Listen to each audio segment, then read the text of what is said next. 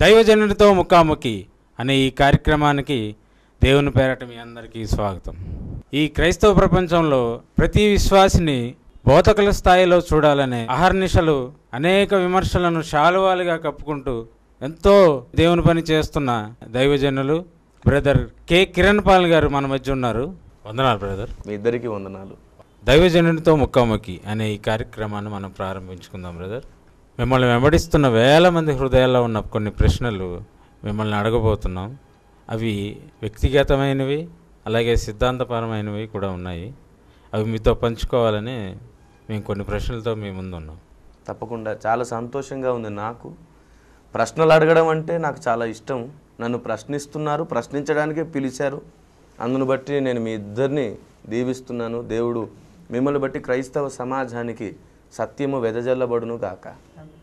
మొదటి ప్రశ్న Abram brother అడుగుతారు. బ్రదర్, మీరు ఎలా రక్షింపబడారు? చాలా మంచి ప్రశ్న అడిగారు. నేను నా చిన్నతనంలో, నా 13 సంవత్సరాల చిన్న ప్రాయంలో రక్షింపబడ్డాను. నేను మొదటి నుంచి క్రీస్తుని ఎరిగిన కుటుంబం కాదు. మా అమ్మ నాన్న ఇరువురు కూడా నక్సలైట్స్. మా చిన్నతనంలోనే మమ్మల్ని విడిచిపెట్టారు. నేను, మాకు చిన్న తమ్ముడు. నా సాక్ష్యం అంతా కూడా పగిలిన కుండలో నీరు పోస్తా అనే ఒక క్యాసెట్ రూపంలో కూడా నా సాక్ష్యం అంతటిని అందులో నిక్షిప్తపరిచాను. ఆ సీడీని కూడా ప్రేక్షకులు ఎవరైనా పొందవచ్చు. ఆ సీడీ కూడా మీకు అందుబాటులో ఉంటుంది. అలాగూ నేను దేవుని స్వరం విని క్రీస్తుని ఎరగని కుటుంబం నుండి రక్షింపబడి నా 13 సంవత్సరాల చిన్న ప్రాయం నుండి దేవుని చేయి పట్టుకొని నడుస్తూ రక్షింపబడ్డాను. ఇప్పుడు బిబ్లికల్గా ఒక క్వశ్చన్ అడుగుతాను బ్రదర్.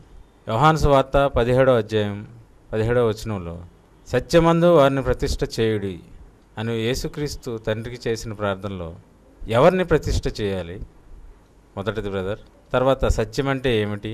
తర్వాత యేసుక్రీస్తుని నమ్ముకోవడమే ఒకటే సత్యమా లేకపోతే ఇంకేమన్నా ఉందా అనే ప్రశ్నకి సమాధానం చెప్పు. చాలా ఉపయోగపడే ప్రశ్న అడిగారు బ్రదర్. చాలా మంచి ప్రశ్న. సత్యం అంటే ఏంటి అని అడిగారు. యేసుని నమ్మడమే సత్యమా?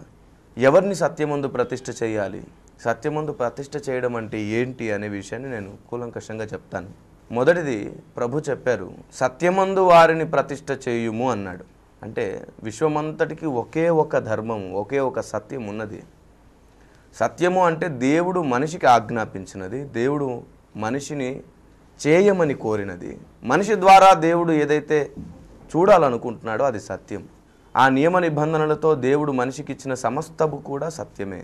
అయితే దేవుడు నియమించిన దాంట్లో కాకుండా మనుషుడు వేరే దేంట్లో వెళ్ళినా అది అసత్యం. కనుక యేసుని నమ్మడమే సత్యమా అంటే అవును, యేసు సత్యము గనక యేసుని నమ్మడం కూడా సత్యమే. కానీ ఇక్కడ యేసు వారిని సత్యమందు ప్రతిష్ఠ చేయుము అని చెప్పి ఎవరు గూర్చి ప్రార్థిస్తున్నాడు? ఆల్రెడీ తన ప్రజలను గూర్చి ప్రార్థిస్తున్నాడు. ఆ ప్రార్థన అనగా క్రైస్తవ సంఘం అంతా కూడా సత్యమందు ప్రతిష్ఠ చేయాలన్న మాట యేసు ప్రభు ఇష్టపడుతున్నారు. ఇదేదో నేను కల్పించి చెప్పలేదు. మొదటి తిమోతి పత్రిక 2వ అధ్యాయం 4వ వచనంలో మీరు చూస్తే మనుషులందరూ రక్షణ పొంది సత్యమును గూర్చిన అనుభవ జ్ఞానం గలవారై ఉండవలనని దేవుడు నిశ్చయించుచున్నాడని ఉంది. ఎవరు సత్యమును గూర్చిన అనుభవ జ్ఞానం కలిగి ఉండాలి? రక్షణ పొందినవారు. కాబట్టి ఆయన ఎవరు గూర్చి ప్రార్థిస్తున్నాడు? సత్యములో ఎవరు ఉండాలనుకుంటున్నాడంటే రక్షణ పొందినవారు. ఎందుకంటే రక్షణ లేని వానికి సత్యం చెబితే అర్థం కాదు. ప్రకృతి సంబంధికి ఆత్మ చెప్పే సంగతులు అర్థం కావు. సత్యం అనేది పరిశుద్ధాత్మ దేవుడు బయలుపరచడానికి ఈ భూమి మీదకి పంపబడ్డాడు. కనుక క్రైస్తవ సమాజాన్ని సత్యములో ప్రతిష్ఠింపమన్నాడు. అసలు ఆ సత్యం అంటే ఏంటి? ఇప్పటివరకు చాలామందికి సత్యం అంటే యేసుని నమ్మడమే అనుకుంటున్నారు. సత్యం అంటే యేసే అనుకుంటున్నారు. అవును, యేసు సత్యం, యేసు నమ్మడం అంటే సత్యమును నమ్మడమే. కానీ సత్యమందు ప్రతిష్ఠ అన్న దగ్గర ఈనాటి క్రైస్తవ్యం ఆలోచించట్లేదు. సత్యమందు ప్రతిష్ఠ అనే విషయానికి వచ్చేసరికి అసలు సత్యం అంటే ఏంటో బైబిల్ స్పష్టంగా చెబుతుంది. 119వ కీర్తన 160వ వచనంలో వాక్యం స్పష్టంగా చెబుతున్న విషయం ఏంటంటే, నీ వాక్య సారాంశమే సత్యం, వాక్య సారాంశమందు ప్రతిష్ఠ చెయ్యుము అని అర్థం. ఈనాడు వాక్య సారాంశం కరువైపోయింది. ఎవరికి నచ్చిన వాక్యాన్ని వారు చేస్తున్నారు. నీతిమంతులు కూడా కన్నీళ్లతో ఉండగలుగుతున్నారు, ప్రజల కొరకు ఏడవగలుగుతున్నారు, కానీ వారి ద్వారా ప్రయోజనం ఏం లేకుండా పోతుంది. 11వ కీర్తన 3వ మాట స్పష్టంగా చెబుతుంది, పునాదులు పాడైపోగా నీతిమంతులు ఏం చేయగలరు. సారాంశం విషయానికి వచ్చేసరికి 34వ అధ్యాయం 16వ వచనం యెషయా గ్రంథంలో స్పష్టంగా రాయబడింది, దేని జతపక్షి దానికి ఉండక మానదు అని. ఏదైనా ఒక విషయం బోధ చేస్తున్నప్పుడు ఆ బోధకు ఆనుకుని ఒకే వచనాన్ని ఆధారం చేసుకుంటే ఆ బోధ అసత్యం అయిపోతుంది. అనేక వచనాలు వాటికి జవాబుగా ఆధారంగా నిలబడాలి. అయితే మనకు నచ్చినది దానికి ఆధారం చేసుకోకూడదు. దానికి దేవుడు ఏది నిర్ణయించాడో అదే ఆధారం అవ్వాలి అంటే మొరపెట్టుకొని వేడుకోవాలి. చాలామంది ఎవరికి నచ్చింది వాళ్ళు చేసుకుని ఇది దానికి సంబంధించిందే అని భ్రమపడిపోతున్నారు. అది పూర్తిగా తప్పు ఆలోచన. ఉదాహరణకి ఒక మహానుభావుడు ఇలా అన్నాడు, చాలా పెద్ద జోక్ ఇది. ఏంటంటే, దేవుడు ఆదామవ్వలను భూమిని మీరు ఫలించి నింపుడి అన్నాడు. మీరు ఫలించి భూమిని నింపుడి అన్నాడు. గలతీ పత్రిక 5:22లో ఆత్మఫలం కనబడుతుంది, అందరూ ఫలించాలి ఖచ్చితంగా అన్నాడు. ఒక మహానుభావుడు తనకు నచ్చిన వాక్యాన్ని ఎలా పెట్టుకున్నాడంటే, గలతీ 5:22లో ఉన్న మాటే దేవుడు ఏదేని తోటలో ఆదామవ్వలతో ఫలించమని చెప్పిన మాట. ఎందుకు ఇలా అంటున్నాడంటే, తన దృష్టిలో సెక్స్ అనేది చాలా అపవిత్రంగా ఎంచుతాడు. తన దృష్టిలో భార్యాభర్తలు ఇరువురు కలవడం అనేది అపవిత్రత అనే దృష్టి తనకుంది కనుక దేవుడు చెప్పిన అసలు ఉద్దేశాన్ని పక్కన పెట్టి తనకు నచ్చినది సమంజసంగా తనకు అనిపించేది తను జతపరుచుకున్నాడు.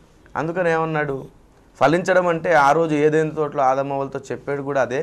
ఈ గలతీ 5:22లో చెప్పిన ఫలమే, ఆ ఫలించడమే అక్కడ కూడా అన్నాడు. కానీ దేవుడు వారిని కలుసుకొని శారీరకంగా పిల్లల్ని కనమని కాదు అని అన్నాడు అతను.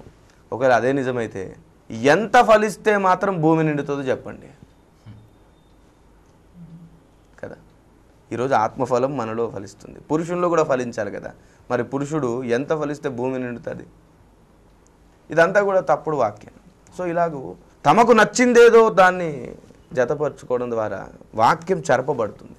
కాబట్టి అది సత్యం అవ్వదు. ఇది చాలా చిన్నది నేను చెప్పింది, ఇంకా చాలా పెద్దవి ఉన్నాయి ఏమండి. కాబట్టి సత్యమందు ప్రతిష్ఠ చేయమంటే వాక్య సారమందు ప్రతిష్ఠ చేయండి. ఒక వచనానికి లేదా ఒక దేవుని ఉద్దేశానికి అసలు దేవుడు ఏమని అక్కడ రాయించాడు, ఎందుకు రాయించాడు, దేవుని అసలు ఆలోచన ఏంటో తెలుసుకున్నప్పుడే అది వాక్యసారం. అది కాకుండా ఏది నచ్చితే అదే బోధ చేసుకున్నప్పుడు అది వాక్యసారం అవ్వదు. నేటి క్రైస్తవ సమాజం అంతటి కొరకు యోహాను సువార్త 17:17 నిత్యం ధ్వనిస్తూనే ఉంది. ఆ పని కోసమే నేను కంకణం కట్టుకున్నాను, ఆ పనినే నేను మోసుకొని తిరుగుతున్నాను, ఆ పని కోసమే నేను నా సైన్యం బ్రతుకుతున్నాను. తర్వాత మీరు ఇంకో మాట కూడా అడిగారు, సత్యం అంటే ఏంటి అన్నారు. నేను వాక్యసారం అని చెప్పాను. ఎవరిని ప్రతిష్ఠించాలి అన్నారు, క్రైస్తవులనే ప్రతిష్ఠించాలి. ఎక్కడ ప్రతిష్ఠించాలి? సత్యబోధయందే ప్రతిష్ఠ చేయాలి. ఇది మీ ప్రశ్నకు నా జవాబు. బ్రదర్, మీ సేవా జీవితం ఎలా ప్రారంభమైంది? చాలా మంచి ప్రశ్న అడిగారండి. నా సేవా జీవితం కర్ణాటక మహారాష్ట్ర బార్డర్లో ప్రారంభమైంది. మీరు ఎలా ప్రారంభమైందని అడిగారు, ఎక్కడ ప్రారంభమైందో కూడా చెప్తున్నాను. కర్ణాటక మహారాష్ట్ర బార్డర్లో ప్రారంభమైంది. పూర్తిగా పరిశుద్ధాత్మదేవుని చేయి పట్టుకొని నేను నా సేవ జీవితం ప్రారంభించాను. నా సేవ జీవితం ప్రారంభం ఎలా అయిందంటే, స్వస్థతలు, అద్భుతాలు, ఆశ్చర్యాలు నా ద్వారా దేవుడు చేయడం ద్వారా ప్రారంభమైంది. నేను అనేక మంది యవ్వనస్తుల్ని రక్షించుకోవడానికి పరిశుద్ధ ఆత్మదేవుడు నాకు సహాయపడ్డారు. అలాగే అద్భుత ఆశ్చర్యాలతో నా సేవ ప్రారంభమైంది. చాలా సమస్యల మధ్యలో, చాలా కష్టాల మధ్యలో నా సేవ ప్రారంభమైంది. తినడానికి కూడా నా చేతుల్లో ఏమీ లేని పరిస్థితులు గుండా నా సేవ ప్రారంభమైంది. చాలా ఇబ్బందులు గుండా నా సేవ ప్రారంభమైంది. అలా 3 సంవత్సరాలు నా సేవ తర్వాత ప్రభు నన్ను దర్శించడం జరిగింది. నేను చేస్తుంది దేవునికి ప్రీతికరమైంది కాదని ప్రభు తెలియజేయడం జరిగింది. మరి ఏం చేయడానికి నేను పుట్టాను అని ప్రభుని అడిగినప్పుడు ఆయన తెలియజేయడం జరిగింది. సత్యస్థాపన, సత్య నిరూపణ, సత్యాన్ని మోసుకొని పోవడానికి నువ్వు నియమించబడ్డవాడు అని ప్రభు చెప్పినప్పుడు, అందరు చేస్తున్న గొప్ప సేవే నేను చేస్తున్నాను అని ఫీల్ అవుతున్న నాకు దేవుడు కన్నులు తెరిచాడు. అప్పటి నుండి నేను వాక్య సేవను మాత్రమే చేయడానికి ఇష్టపడుతున్నాను. సో నా సేవ ఎలా ప్రారంభమైంది ఏంటి అనే విషయం కూడా పగిలిన కుండలో నీరు పోస్తా నా సాక్ష్యానికి సంబంధించిన సీడీ అందుబాటులో ఉంటుంది. ప్రేక్షకులు దాన్ని తప్పకుండా సంపాదించుకోండి. అందులో కూడా ఆ విషయాలు ఉన్నాయి. బ్రదర్, మరో బిబ్లికల్ క్వశ్చన్. కీర్తనలో 133 1వ వచనం ప్రకారం సహోదరులు ఐక్యత కలిగి ఉండటం అంటే ఏమిటి? అంటే సామాజికంగా కలిసి ఉండటమా, వేరే అర్థం ఏమైనా ఉందా? చాలా మంచి ప్రశ్న అడిగారు. ఎందుకు అంటే 133వ కీర్తన సహోదరుల ఐక్యతను గురించి చెబుతుంది. కానీ ఈనాడు సహోదరుల ఐక్యత ఎందుకోసం ఉంది అంటే, ఒక కులం వారు ఇంకొక కులంతో కలిసి ఉండే ఐక్యత, ఒక సంఘం వారు ఇంకో సంఘంతో వారికి నచ్చినందుకు కలిసి ఉండే ఐక్యత. దేవుడు ఇక్కడ నీకు నచ్చిన వారితోనే ఐక్యతగా ఉండమని చెప్పలేదు. కానీ ఈనాడు ఆ వచనాన్ని ఆధారం చేసుకొని మహానుభావులు ఎందరో వారికి నచ్చిన వారితోనే ఐక్యతగా ఉంటూ ఇదే సహోదరుల ఐక్యత అని ప్రకటించుకుంటున్నారు. ఇది దౌర్భాగ్యమే. బైబుల్ చెప్పని దాన్ని వీరు చేస్తూ దాన్ని ఐక్యత అని చెబుతున్నారు. రెండవది, దేవుడు చెప్పిన పని చేయకుండా వీళ్ళు కుమ్మక్కై రాజకీయ వ్యవస్థలాగా సంఘాలు మారిపోతున్నాయి. సేవకులు ఒకటైపోయి వారి ఆలోచనలు ఒకటి చేసుకొని వారికి వ్యతిరేకంగా లేదా వారు చేస్తున్న తప్పుని ఏలెత్తి చూపించే సేవకుల్ని విమర్శిస్తూ దూషిస్తూ వీళ్ళేమో ఐక్యత అనే బోర్డు పెట్టుకొని ఫెలోషిప్లు చేస్తున్నారు. ఇది పూర్తిగా దైవ విరుద్ధం. ఈరోజు వీళ్ళు ఇక్కడ వాళ్ళకి నచ్చింది, వాళ్ళకి కరెక్ట్ అనిపిస్తుందేమో కానీ పరలోక రాజ్యంలో సిగ్గుపడతారు వాళ్ళందరూ. అలాగని నేను ఇప్పుడు అందరు సేవకులను అనలేదు. అలా చాలామంది చంకలు బాదుకునే వారిని నేనేం చేయగలను? ప్రభు సింహాసనం ముందు వారిని చూచుకొనును గాక. సహోదరుల ఐక్యత కలిగి నివసించుట ఎంత మేలు, ఎంత మనోహరం అన్న మాట కేవలం సామాజికంగా మాత్రమే కాదు, సామాజికంగా కూడా కలిసి ఉండాలి. కానీ ఇక్కడ దేవుడు చెప్పినటువంటి ఐక్యత బోధ నిమిత్తము పోరాడమని చెప్పిన దానితో పూర్తి విభేదంగా కనబడుతుంది. ఇక్కడ ఐక్యతగా ఉండమన్నాడు యూదాపత్రిక 3వ వచనంలో. ఒకే ఒక అధ్యాయం ఉంది అక్కడ. బోధ నిమిత్తం పోరాటం చేయమన్నాడు. ఇప్పుడు బోధ నిమిత్తం పోరాటం చేయాలా, ఐక్యతగా ఉండాలా? ఏమండి, ఇప్పుడు వీళ్ళు అనుకున్న ఐక్యత అయితే ఈ పోరాటం చేసినప్పుడు ఐక్యత అన్న మాటకు విరుద్ధం అయిపోయిందిగా కదా. అప్పుడు వీరు అనుకుంటున్న ఐక్యత కాదు అక్కడ చెప్తున్న వచనం. ఆ వచనం చెబుతున్న ఐక్యత వేరు, ఇప్పుడు సమాజం అనుకుంటున్న ఐక్యత వేరు. బోధ నిమిత్తం పోరాటం చెయ్యాలి అని దేవుడు చెప్పిన ఆజ్ఞను పక్కన పెడదాం. మరి పోరాటం చేస్తే సఖ్యత ఉండదు, ఒకరి మీద ఒకరికి ద్వేషము, అసమాధానం ఉంటుంది. మరి ఐక్యత ఎలా కుదురుతుంది అంటే బోధ నిమిత్తం పోరాటం జరిగితేనే ఐక్యత కుదురుతుంది. ఎలా కుదురుతుంది, ఎక్కడ కుదురుతుంది అంటే స్పష్టంగా ఎఫెసీ పత్రిక 4:11 చెబుతుంది. ఒకే విశ్వాసములో అందరూ ఉండడానికి అంటాడు. అక్కడ ఐక్యత కుదురుతుంది. అందరూ ఒక సిద్ధాంతం మీదకి, ఒక పునాది మీదకి వచ్చినప్పుడు, అక్కడ అందరూ ఒకే అభిప్రాయం మీదకి వచ్చినప్పుడు కుదిరే ఐక్యత మనోహరం, అతి మధురం. అది పరలోకములో కూడా నిత్యము ఆనందదాయకం. ఇదే అసలైన ఐక్యత. ఏమండి, సామాజికంగా డబ్బున్న వాళ్ళందరూ, పరపతి పేరున్న వాళ్ళందరూ ఒకటైపోయి ఏం లేని వాడిని ఒక సైడ్ పెట్టి వీళ్ళు కుమ్మక్కైపోయి తప్పుడు ఆలోచనలతో, తప్పుడు అభిప్రాయాలతో తామేదో దైవభక్తులమని భావిస్తూ దేవుడు కృప చూపించి వాళ్ళని బ్రతికిస్తుంటే మమ్మల్ని బట్టి మేమే బ్రతుకుతున్నాం, మా గొప్పతనాన్ని బట్టి ఇదంతా జరుగుతుందని చెప్పి కలిసినప్పుడు ఒక్కరు కూడా ఇంకొకరి కోసం ఏడ్చి కన్నీళ్లు గార్చి ప్రార్థన చేయాలని కానీ, వాక్య సారం తెలుసుకోవాలని కానీ మనసు లేక వచ్చాము, ఎప్పుడెప్పుడు సంతకాలు పెట్టేసుకుందాం, ఎప్పుడెప్పుడు ఇక్కడి నుంచి వెళ్ళిపోదాం అనే భావన ఉంటుంది. ఎదుట నిలబడ్డ సేవకుడు ఏదైనా చెప్తుంటే వినే సేవకులు తక్కువైపోయారు. ఏం ఐక్యత అండి, ఏం మనోహరం. ఏమండి, కొన్ని ఫెలోషిప్స్లో పరిశుద్ధాత్ముడు తోడై ఉండి నడిపిస్తాడు. కొన్ని ఫెలోషిప్స్లో మానవుని ఆలోచనే వారికి తోడై ఉండి నడిపిస్తుంది. నేను ఇటీవల కొన్ని ఫెలోషిప్స్ చూశాను. నిలబడి చెప్పేవాడు చెబుతున్నప్పుడు మనసులో ఒకటి బయటకు ఒకటి కామెంట్స్ చేస్తుంటారు. దౌర్భాగ్యులు కాకపోతే వాళ్ళు సేవకులు ఎలా అవుతారండి?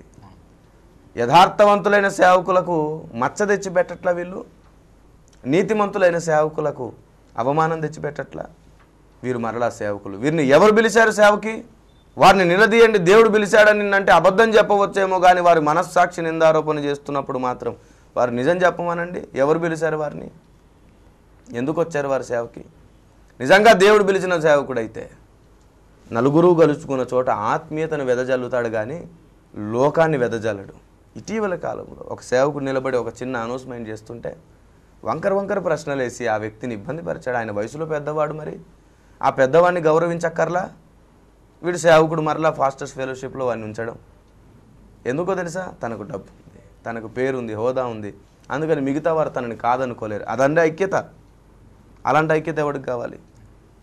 ఏమండి, అందుకే నేను ఈరోజు చాలామందికి నచ్చను.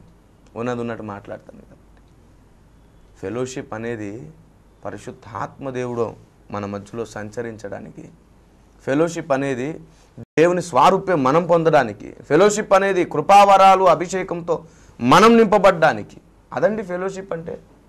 అలాంటి ఫెలోషిప్ ఈరోజు కరువైపోయింది. కొన్ని చోట్ల మాత్రమే ఉంది. కొన్ని ఫెలోషిప్స్లో మాత్రమే అభిషక్తులై మోకరించి తమ గ్రామాన్ని తమ పట్టణాన్ని కాపాడుకుంటున్నారు. అది ఐక్యత. ఏక సిద్ధాంతం మీదికి, ఏక పునాది మీదికి, ఏక విశ్వాసం మీదికి రావడం ఐక్యత. అది కాకుండా గతించిపోయేది, అసలు దేవుని ముందుకు లెక్కకే రాని దాన్ని వీరు ఐక్యత అంటున్నారు. ఇంకా దీని గురించి నేను ఒక పుస్తకమే రాయాలి, ఖచ్చితంగా రాస్తాను. ఇదండి మీరు అడిగిన ప్రశ్నకు జవాబు. అంటే కొంతమంది ఈ మధ్య కొన్ని డినామినేషన్లు కలిసి ఐక్య క్రిస్మస్ అని, రన్ ఫర్ జీసస్ అని పెట్టుకుంటున్నారు బ్రదర్. దాని గురించి మీరు ఏమంటారు? పెట్టుకోవచ్చు, చాలా మంచిది.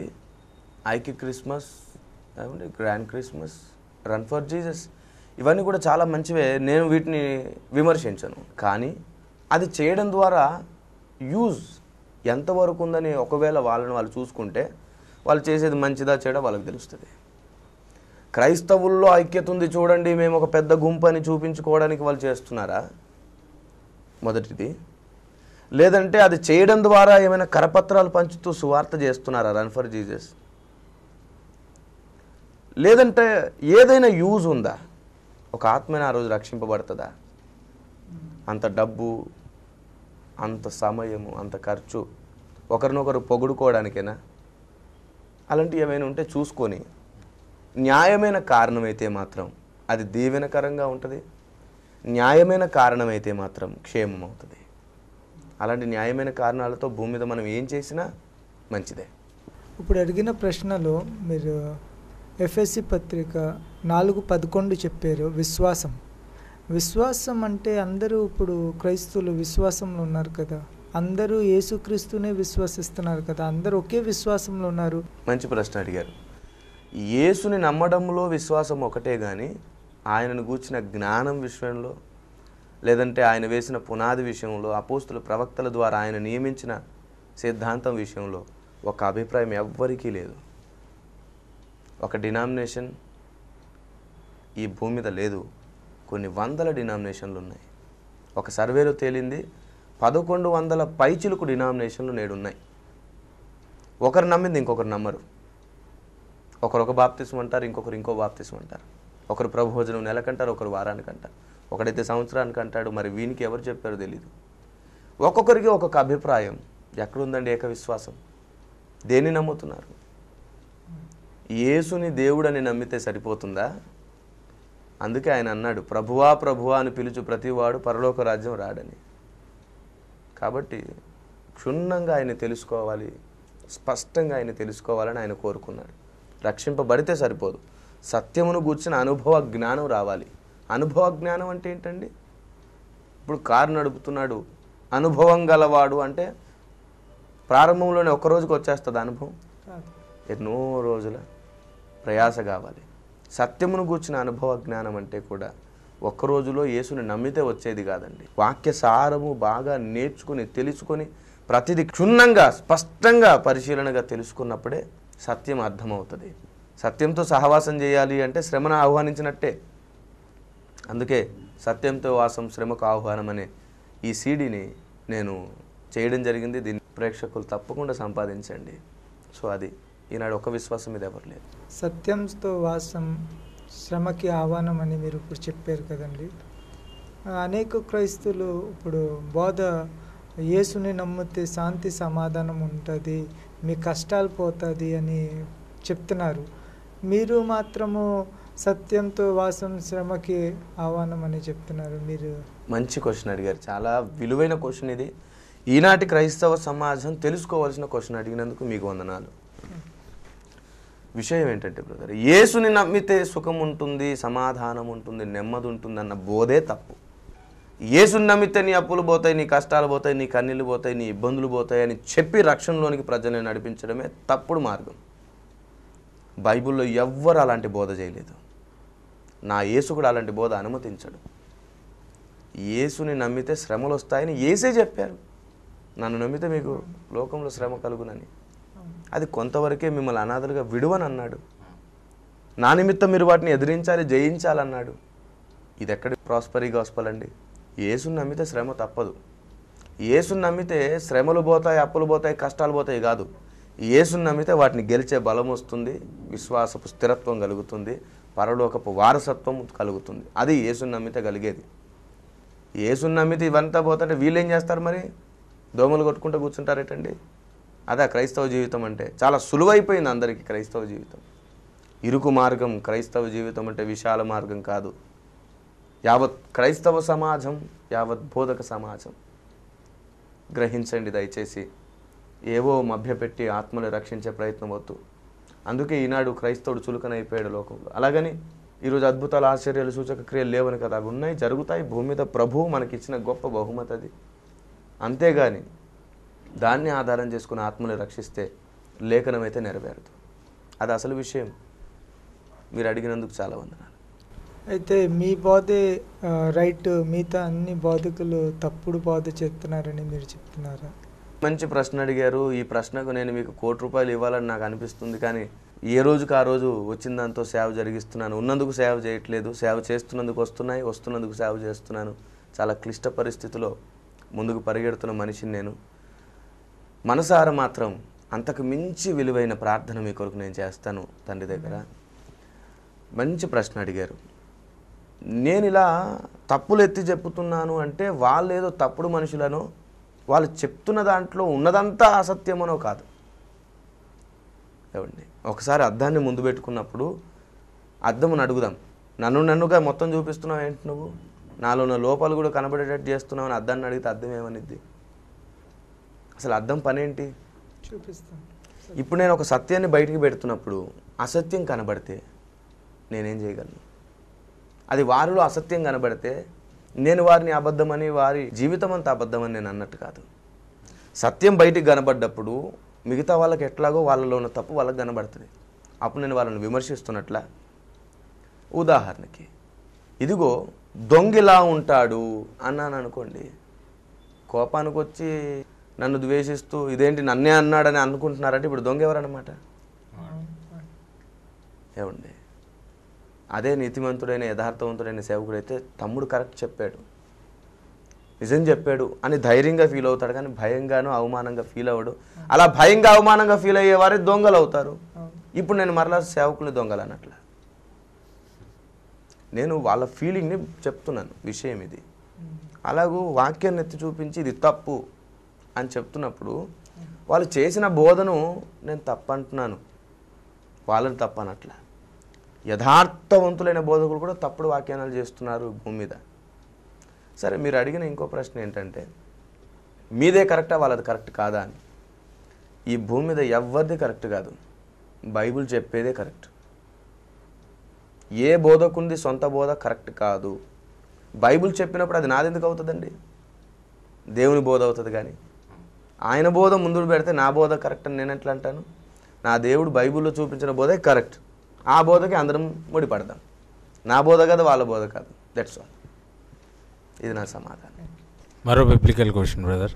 1 కొరింథీ 13వ అధ్యాయంలో ప్రేమ లేకపోతే వ్యర్థం అని రాయబడింది. అసలు ఆ ప్రేమ అంటే ఏంటి?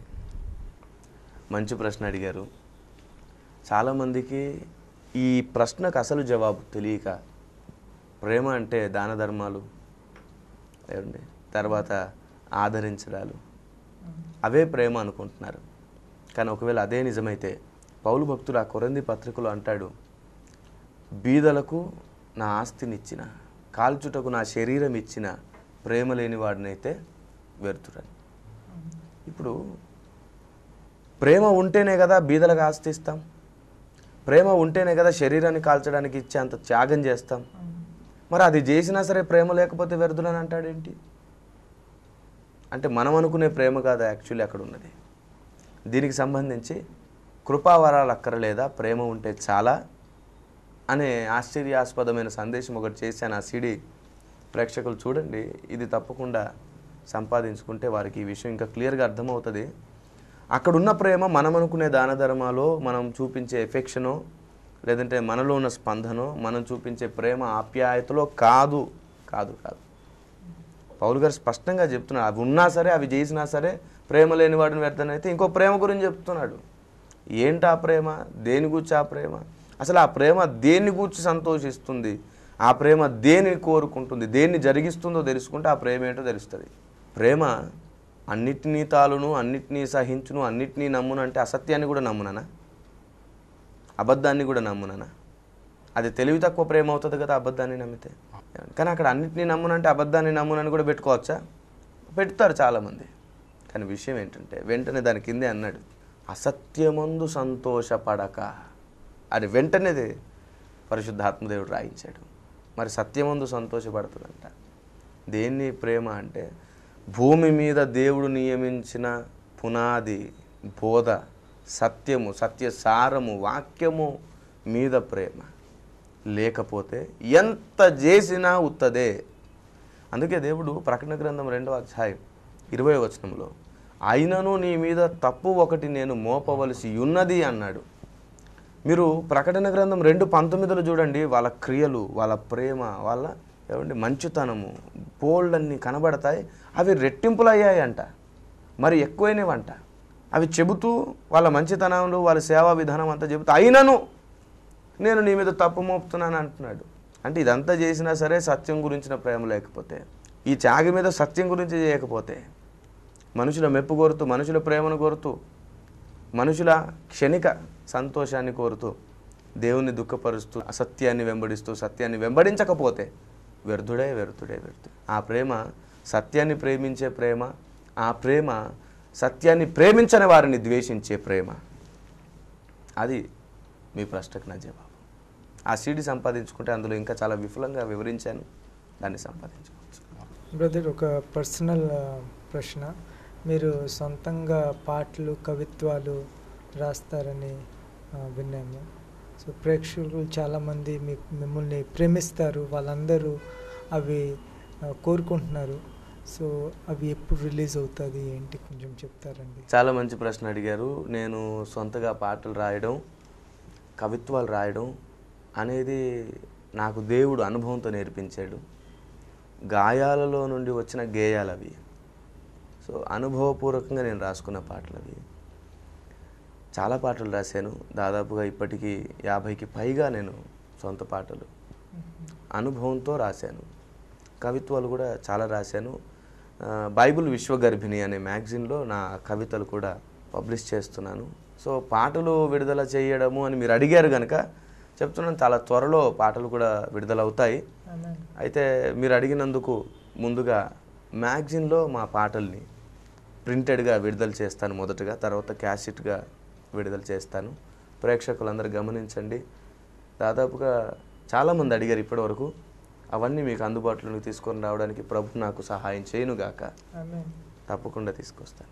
దైవజనునితో ముఖాముఖి అనే ఈ ప్రోగ్రామ్ని మరి ఒక ఎపిసోడ్ ద్వారా మనం కలుసుకుని దైవజనుని అనేక ప్రశ్నలు అడిగి అనేక జవాబులు మనం తెలుసుకుందాం.